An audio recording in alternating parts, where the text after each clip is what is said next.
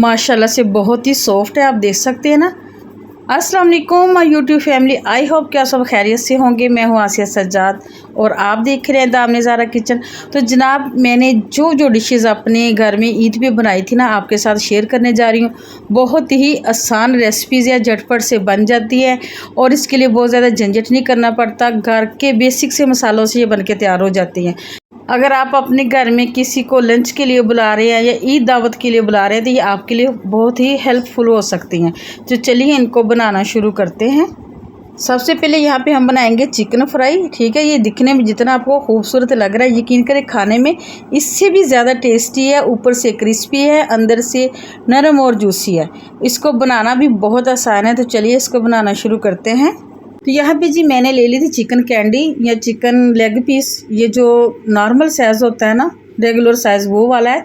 इसको मैंने अच्छे से धो के इसका जो पानी बिल्कुल ड्राई कर लिया था और इस तरह से मैंने इसको कट लगा लिए, गहरे गहरे कट लगा लिए हैं। क्योंकि ना तो हमने इसको बॉयल करना है और ना ही हम इसको बहुत ज़्यादा इसकी लंबी चौड़ी मैरिनेशन करेंगे। तो इस तरह से आपने कट लगाने ताकि ये अंदर से जल्दी से गल जाए जब हम इसको फ्राई करें, और जो मसाले वगैरह इसके अंदर तक रच जाए। ये छोटे छोटे से ट्रिक्स होते हैं जो आपको पता होना चाहिए। ये 1.5 किलो यानी कि वज़न में है चिकन। अब यहाँ पे हम इसको लगाएंगे स्पाइसेस। तो सबसे पहले यहाँ पे मैंने लिया है 1 टेबल स्पून नमक। नमक थोड़ा सा ज़्यादा जाएगा क्योंकि बाद में हमने इसमें कुछ चीज़ें ऐड करनी है। सुरख मिर्च पाउडर डालेंगे इसमें 2 टीस्पून यानी कि चाय वाले 2 चम्मच। फ्लेवरिंग के लिए यूज़ करेंगे ज़ीरा पाउडर 1/2 टीस्पून। और अगली चीज़ें हमारे पास कुटा हुआ धनिया, ये जाएगा 1 टेबल स्पून भर के। ये कुटा हुआ धनिया, इसको मैंने पहले रोस्ट करके कूट के रखा हुआ, ये डाल देंगे। लहसुन अदरक का पेस्ट है 1 टेबल स्पून। अगर आपके पास पेस्ट नहीं है तो आप इसकी जगह लहसुन या अदरक का पाउडर भी यूज़ कर सकते हैं। अब यहाँ पे मैरिनेशन में जो सबसे ज़्यादा चीज़ मैटर करती है जिससे हमारा गोश्त गलना होता है, तो उसके लिए सबसे बेस्ट है लेमन।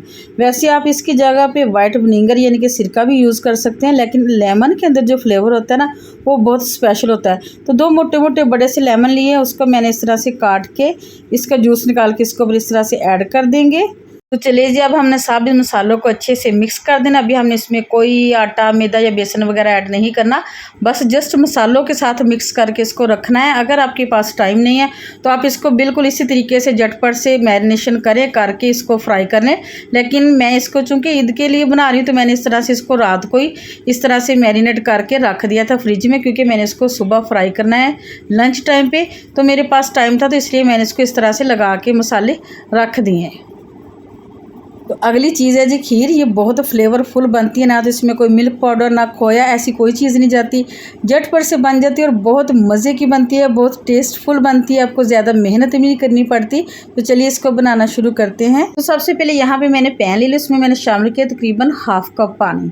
पानी आपने पहले लाजमी ऐड करना है, चाहे आपके पास नॉन स्टिक बर्तन हो या स्टेनलेस स्टील का। आप थोड़ा सा पानी इस तरह से शामिल करेंगे ना तो दूध जो है हमारा पैंदे में नहीं लगेगा। तो यहाँ पे मैं 5 लीटर दूध की जो है ना खीर बना रही हूँ। ठीक है, इसमें मैंने थोड़ा सा बचा लिया है, तकरीबन 2 कप मैंने बचा लिए दूध के। और अब जो दूध इसको मैंने बॉयल होने के लिए रख दिया। तेज़ आंच पे हम इसको अब बॉयल दिला लेंगे। दूसरी साइड पे यहाँ पे मैंने रखे हैं चावल। तो यहाँ पे मैंने टूटे हुए चावल लिए थे। आप चाहे मोटे चावल ले लें, चाहे बनास्पति ले लें, लेकिन उनको गलने में, मैश होने में ज़्यादा टाइम लगेगा, इसलिए मैं हमेशा इस तरह से टूटे हुए चावल लेती हूँ। इस तरह से मैंने इसको पहले 1 घंटा भिगो के रखा हुआ था। अब यहाँ पे जो दूध है हमारा उबलना स्टार्ट हो गया है। तेज़ आंच पे मैंने इसको बॉयल दिला लिया है, इस तरीके से आप देख सकते हैं ना। अब यहाँ पे जो हमने चावल भिगो के रखे थे उसका बिल्कुल पानी हमने स्टेन कर दिया, पानी इसमें बिल्कुल भी नहीं है। ये ऐड कर देंगे और तेज़ आंच पे हम इसको पहले 1-2 मिनट के लिए पका लेंगे। आंच तेज़ कर देनी क्योंकि चावल हमने भिगो के रखे हुए थे वो थे ठंडे।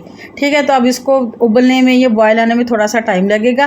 तो 1-2 मिनट पहले तेज़ आंच कर देंगे। उसके बाद यहाँ पे हमने आंच को कर देना है मीडियम यानी कि लो आंच कर देनी है और इसको हमने ढाँप के पकाना है 10 मिनट के लिए।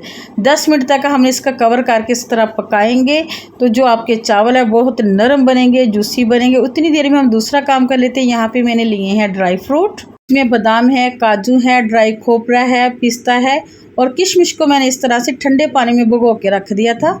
अब जो ड्राई नट्स है इसको हम फ्राई कर लेते हैं। तो उसके लिए यहाँ पे मैंने मेल्टेड देसी घी लिया है, ये तकरीबन हाफ़ टेबल स्पून है, इससे ज़्यादा हमने नहीं लेना, क्योंकि जब हमारी खीर ठंडी हो जाती है तो जो अगर घी ज़्यादा होगा ना तो वो ऊपर आके जम जाएगा, जिससे इसका टेस्ट बिल्कुल अच्छा नहीं बनेगा। यहाँ पे 1-1.5 मिनट के लिए मीडियम आंच पे इसको अच्छे से फ्राई कर लेते हैं, ताकि इनकी जो नमी है वो दूर हो जाए, या इनकी में जो स्मेल सी होती है ना ख़ास, वो ख़त्म हो जाए। यहाँ पे ये रोस्ट हो चुके हैं, तो अब चलते हैं खीर की तरफ। खीर चेक कर लेते हैं। तो यहाँ पे देखेंगे आप, जो दूध है तकरीबन 20% यहाँ पे जो है ना रिड्यूस हो चुका है, और जो खीर है वो भी आस्ता आस्ता वो पक रही है। आप देख सकते हैं ना, जो चावल है अभी हमारे पूरी तरह से मैश नहीं हुए, लेकिन थोड़े से फूल गए हैं। तो इस टाइम पे आके जो हमने ड्राई नट्स रोस्ट किए थे वो हाफ़ इसमें ऐड कर देंगे, हाफ़ हमने बचा लेने, वो बाद में यूज़ करेंगे। अब हमने मीडियम आंच पे इसको मसलसल पकाना है जब तक कि ये थिक ना हो जाए। तकरीबन 10 से 15 मिनट लगेंगे मीडियम आंच पे इसको पकने में। अब इसमें शामिल करेंगे 1 टीस्पून इलायची पाउडर। अगर आपके पास इलायची पाउडर नहीं है तो फ्रेश इलायची का भी यूज़ कर सकते हैं, ये डाल देंगे। और अब हम इसको मसलसल चम्मच हिलाते हुए पकाना है, ठीक है। अब यहाँ पे इसको मज़ीद टेस्ट देने के लिए, इसमें एक क्रीमी टेक्सचर आ जाए, जैसे हमने खोया डाला, तो उसके लिए क्या करेंगे, यहाँ पे मैंने लिए हैं रसक, ठीक है। इसको रस कह लें, रसक कह लें या रस केक कह लें, ये लिए हैं मैंने। ये आम बेकरी से मिल जाते हैं। जो दूध हमने बचा के रखा था ना उसमें ये ऐड कर देंगे। यहाँ पे मैंने 2 रस लिए हैं, आपने ज़्यादा नहीं डालने, ठीक है, वरना बहुत ज़्यादा टेस्ट अच्छा नहीं आएगा। अब इसको हमने ग्राइंड करके इसका जो है ना फाइन सा पेस्ट बना लेना। तो यहाँ पे देखिए मैंने इसको ग्राइंड कर लिया है। अब इसको क्या करेंगे, जो हमारी खीर है वो तकरीबन पकने के करीब आ गई है। ये देखिए बिल्कुल जो चावल है वो घुल गया है, मैश हो गया है। तो अब इस टाइम पे आके हमने जो रस वाला पेस्ट है ना वो इसमें ऐड कर देना है। इससे बहुत ज़्यादा इसमें क्रीमी टेक्सचर आ जाएगा। जैसे हमने इसमें खोया डाला हो या बहुत ज़्यादा मलाई या क्रीम डाली हो, ये मेरे घर में बहुत ज़्यादा पसंद की जाती है। मैं हर ईद पे इसी तरह ये वाली खीर बनाती हूँ, और यकीन करें बहुत मज़े की बनती है। बहुत ज़्यादा जो है ना बच्चे जो हैं या वो हमारे नेबर्स हैं बहुत ज़्यादा इसको शौक़ से खाते हैं। खीर जो है हमारी काफ़ी थिक हो चुकी है। तो इस टाइम पे आके मैं ऐड करूँगी चीनी। यहाँ पे मैंने ली थी 250 ग्राम। तो व्यूअर्स 250 ग्राम ही मैंने चावल लिए थे, मैं शुरू में बताना भूल गई थी। तो 250 ग्राम इसमें चीनी जाएगी। अगर आप ज़्यादा मीठा खाना पसंद करते हो तो आप ज़्यादा ऐड कर लें, नहीं तो ये इनफ है 5 किलो दूध और 250 ग्राम चावलों के लिए। अब इसमें बेहतरीन सी खुशबू के लिए, फ्लेवर के लिए यहाँ पे मैं शामिल कर रही हूँ केवड़ा एसेंस के 2 ड्रॉप, सिर्फ 2 ड्रॉप 5 लीटर दूध के लिए, इससे ज़्यादा नहीं, वरना ये कड़वा हो जाएगा। जो शुरू में हमने किशमिश पानी में भिगो के रखी हुई थी ना वो डाल देंगे हाफ़ यहाँ पे। और अब 2 से 3 मिनट मज़ीद इसको हम पकाएंगे, क्योंकि चीनी डालने के बाद जो है ना चीनी पानी छोड़ती है और जो खीर है वो पतली हो जाती है, इसलिए मज़ीद इसको 2 से 3 मिनट पकाएंगे। तो यहाँ पे मुझे 2 से 3 मिनट हो चुके हैं पकाते हुए, माशाल्लाह से बहुत अच्छी थिक हो चुकी है। ये ठंडा होने के बाद मज़ीद थिक हो जाती है। तो यहाँ पे आंच बंद कर देंगे और इसको रूम टेम्परेचर पे आने देंगे। यहाँ पे व्यूअर्स खीर जो है रूम टेम्परेचर पे आ चुकी थी, मैंने इसको सर्विंग बाउल में निकाल लिया है। अब जो ड्राई नट्स हमने बचा के रखे हुए थे इससे इसको गार्निश करेंगे, और माशाल्लाह से बहुत ही ज़बरदस्त जो है ना खीर बन के तैयार हो चुकी है। इसको मज़ीद थोड़ा सा खूबसूरत बनाने के लिए इसके ऊपर ये सिल्वर वर्क लगा देंगे और इसको रख देंगे फ्रिज में ठंडा होने के लिए। तो व्यूअर्स अगर मेरी ये खीर की रेसिपी आपको अच्छी लगी हो तो आपने मुझे कमेंट करके लाजमी बताना है। अब इसको मैं फ्रिज में रख दूँगी, सुबह सर्विंग टाइम पर बताऊँगी इसकी थिकनेस, इसका टेक्सचर आपको दिखाऊंगी कैसा बना है। तो नेक्स्ट है जी यहाँ पे बीफ कढ़ाई। हम अक्सर बीफ कढ़ाई बनाते हैं तो इसकी जो बोटी है वो टूट जाती है या वो टेस्टफुल नहीं बनती। तो आज यहाँ पे मैं आपको बताऊंगी कि इसको हम ग्रेवी के साथ मुकम्मल टेस्टफुल किस तरह से बनाएं और इसकी बोटी भी ना टूटे, इसकी ग्रेवी भी रहे। तो चलिए इसको बनाना शुरू करते हैं। यहाँ पे मैंने लिया प्रेशर कुकर, उसमें मैंने यहाँ पे 2.5 किलो बीफ ऐड किया। अगर आप प्रेशर कुकर में नहीं बनाना चाहते तो खुले पतीले में बना लें, लेकिन इससे प्रेशर कुकर में क्या होता है बनाने से हमारा बहुत सारा टाइम बच जाता है। अब यहाँ पे हमें बीफ को सोते करना है। सोते करने का तरीका ये है कि 1 चम्मच जो है ना, 1 टेबल स्पून भर के मैंने इसमें नमक का डाला है। सॉरी, वो क्लिप मुझसे डिलीट हो गया। अब यहाँ पे तेज़ आंच पे हमने इसका कलर वाइट होने तक इसको फ्राई करना है। यहाँ पे देखिए इसने कितना पानी छोड़ दिया है। यही पानी जो हमने ड्राई करना है, सुखा लेना, बिल्कुल खुश्क कर लेना है, क्योंकि अगर ये पानी इसके अंदर रहता है तो जो हमारा गोश्त है वो टेस्टफुल नहीं बनता, इसकी जो स्मेल है वो ख़त्म नहीं होती, इसका ज़ायका ख़राब आता है। यहाँ पे देखिए पानी बिल्कुल खुश्क हो गया। अब इसमें ऐड करूँगी 2 मीडियम साइज़ के प्याज। इसको एक दफ़ा अच्छी तरह से मिक्स कर लेंगे। उसके बाद यहाँ पे मैं डालूँगी 2 कप पानी। यहाँ पे हमने बहुत ज़्यादा पानी नहीं डालना क्योंकि प्याज ने भी पानी छोड़ना है। और यहाँ पे 2 कप हम पानी ऐड करेंगे, यानी कि हाफ़ लीटर। 2.5 किलो गोश्त के लिए आधा लीटर पानी। यहाँ पे कुछ जो लोग हैं वो गलती करते हैं, 2.5 किलो गोश्त के लिए ढेर सारा पानी डाल देते हैं, जिससे जो क्या होता है गोश्त बहुत ज़्यादा गल जाता है, सॉफ्ट हो जाता है। जो बोटियाँ वो रेज़ा रेज़ा हो जाती हैं, लुक वाइज भी अच्छी नहीं बनती, खाने भी अच्छी नहीं बनती। अब यहाँ पे प्रेशर कुकर को बंद कर देंगे और इसको अब हम यहाँ पे पकाएंगे 15 मिनट के लिए। 15 मिनट के बाद देखेंगे। यहाँ पे 15 मिनट हो चुके हैं। आँच बंद करके स्टीम रिमूव कर दी है मैंने इसकी। अब यहाँ पे इसको खोल के देखते हैं तो देखें यहाँ पे जो गोश्त है हमारा तकरीबन 90% गल चुका है, ठीक है। और इसमें हल्की हल्की ग्रेवी भी है, यही ग्रेवी हमें चाहिए। यहाँ पे आपको बोटी चेक करके दिखाती हूँ तो यहाँ पे देखें ये चम्मच की मदद से ना टूट रही है, बस इतनी सी हमें इसकी गलावट चाहिए। अब क्या करेंगे, दूसरी साइड पे लेंगे कढ़ाई, उसमें शामिल करेंगे 1 कप के बराबर ऑयल, ठीक है। ऑयल जैसे गर्म होता है तो हमने क्या करना है, जो बोटियाँ हैं वो हमने निकाल लेनी है, ग्रेवी हमने रहने देनी है प्रेशर में। ग्रेवी हमने ज़ाया नहीं करनी, वो हम बाद में यूज़ करेंगे। यहाँ पे मैंने सारी बोटियाँ निकाली। अब यहाँ पे बोटियों को हमने फ्राई करना है गोल्डन होने तक, मुसलसल हिलाते हुए फ्राई करेंगे ताकि बोटियों का कलर इक्वल आए। अब मैं शामिल कर रही हूँ 1 टेबल स्पून था लहसुन अदरक का पेस्ट और 5 से 6 थी सब्ज़ मिर्चें, इनका मैंने पेस्ट बना लिया, ये शामिल कर देंगे। और इसको 2 से 3 मिनट के लिए मज़ीद भुनेंगे हाई फ्लेम पे। फ्लेम यहाँ पे व्यूअर्स मैंने हाई की हुई है। तो यहाँ पे आप देखिए जो बोटियों का कलर है वो हल्का सा सुनहरी होना शुरू हो गया है और जो लहसुन अदरक है वो भी अच्छे से भुन चुका है।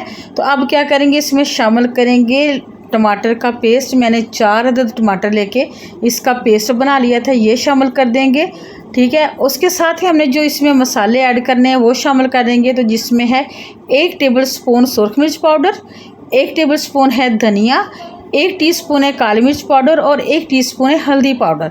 बस यही मसाले इसमें जाएंगे और टमाटरों के पेस्ट के साथ हमने इसकी बुनाई कर लेनी है। एक्स्ट्रा से पानी डालने की ज़रूरत नहीं है क्योंकि टमाटरों ने जो है ना अपना पानी रिलीज़ करना है, उसी में हमने इसकी बुनाई कर लेनी है अच्छे तरीके से। तो यहाँ पे आप देखिए बहुत अच्छे तरीके से इसकी बुनाई हो चुकी है, इसका कलर चेंज हो चुका है। अब इस टाइम पे आके अब हम क्या करेंगे, इसमें शामिल करेंगे आधा कप के करीब दही।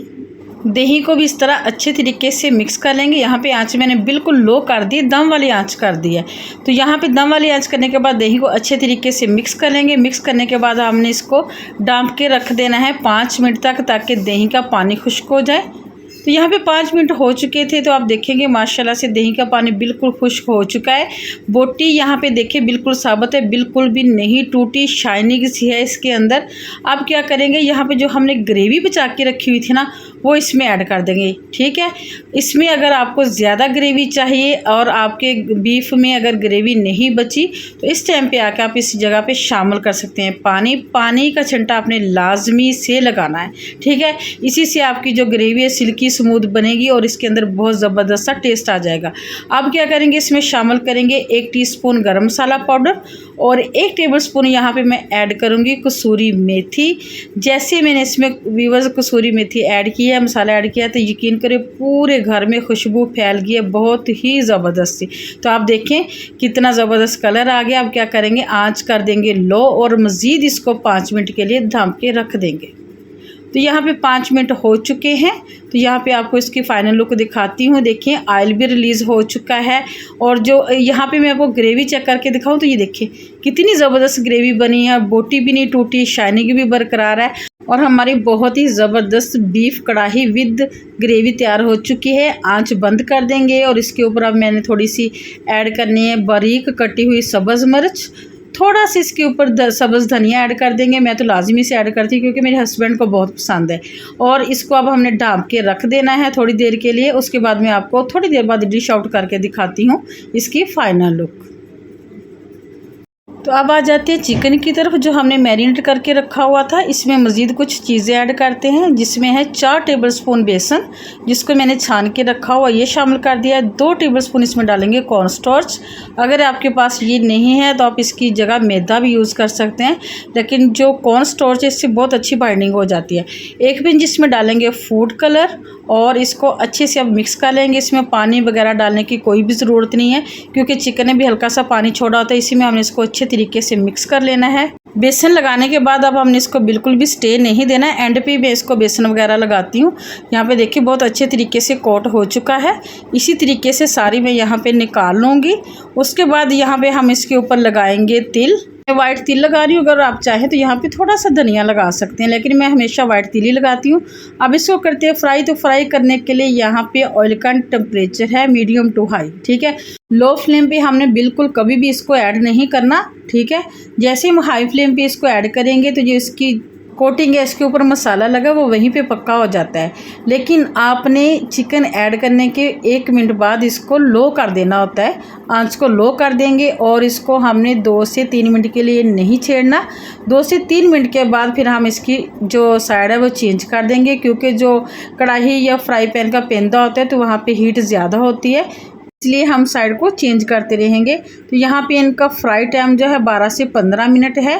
लो फ्लेम पे हम इसको 12 से 15 मिनट के लिए इस तरह साइडें चेंज करते हुए पका लेंगे, जब तक इसके ऊपर एक शानदार सा कलर ना आ जाए और ये अंदर तक कुक ना हो जाए। तो यहाँ पे तकरीबन मुझे 12 से 13 मिनट हो चुके हैं। आप इसकी लुक देख सकते हैं ना, कितना शानदार सा, बहुत ज़बरदस्त सा कलर आ चुका है। इसको मैंने इसी तरह उल्टते पलटते हुए पका लिया है। तो अब हम इसको निकाल लेते हैं। तो माशाल्लाह से अल्हम्दुलिल्लाह देखिए व्यूवर्स कितना खूबसूरत कलर आ गया है। इसी तरह से मैं सारे पीसेस फ्राई कर लूँगी। तो व्यूवर्स यहाँ पे मैं खाना सर्व करने लगी थी, तो ये है बीफ कढ़ाई की फ़ाइनल लुक, ठीक है। इसके ऊपर मैंने दोबारा से यहाँ पे जो है सब्ज़ मिर्चें बारीक बारीक काट के डाल दी थी, थोड़ा सा धनिया डाला है और बहुत ही ज़बरदस्त जो हमारी बीफ कढ़ाई बन के तैयार हो चुकी है, आप देख सकते हैं ना। तो मुझे यकीन है ये आपकी ईद दावत के लिए बहुत बेहतरीन रेसिपीज़ होंगी। तो यहाँ पे मैं आपको चिकन की भी फ़ाइनल लुक दिखा देती हूँ। इस तरह से मैंने इसका प्लेटर बनाया है सैलड के साथ। ऊपर से मैंने थोड़े से ये ऑनियन रिंग डाल दिए हैं, थोड़े से लेमन के पीसेस डाले हैं और ये हमारा बहुत ही ज़बरदस्त चिकन फ्राई बन के तैयार हो चुका है। तो यहाँ पे अगर मैं आपको तोड़ के दिखाऊं, ऊपर से क्रिस्पी, अंदर से कितना सॉफ्ट और जूसी है। यहाँ पे आपको खीर की फ़ाइनल लुक भी दिखा देती हूँ। ये ठंडी होने के बाद थोड़ी सी और थिक हो गई है। और यकीन करें व्यूवर्स, ये सारी रेसिपीज़ मेरे घर वालों को बहुत पसंद आई थी। तो व्यूवर्स, अगर आपको भी मेरी ये आज की रेसिपी पसंद आई हो तो लाइक शेयर ज़रूर कर दीजिएगा। चैनल पे नए हैं तो चैनल को लाजमी से सब्सक्राइब कर दीजिएगा। तो यहाँ पे देखें सारी डिशेस की फ़ाइनल लुक। तो व्यूअर इजाज़त दीजिए इसी अच्छी दुआ के साथ कि अल्लाह ताला हम सबको इतना अता फरमाए जितनी उसकी शान है, इतनी ख़ताएँ माफ़ फरमाए जितना वो रहमान है, और इतना ही आजमाइशों से महफूज रखे जितना वो मेहरबान है। आमीन। मिलेंगे नेक्स्ट वीडियो में नेक्स्ट रेसिपी के साथ। अल्लाह हाफिज़।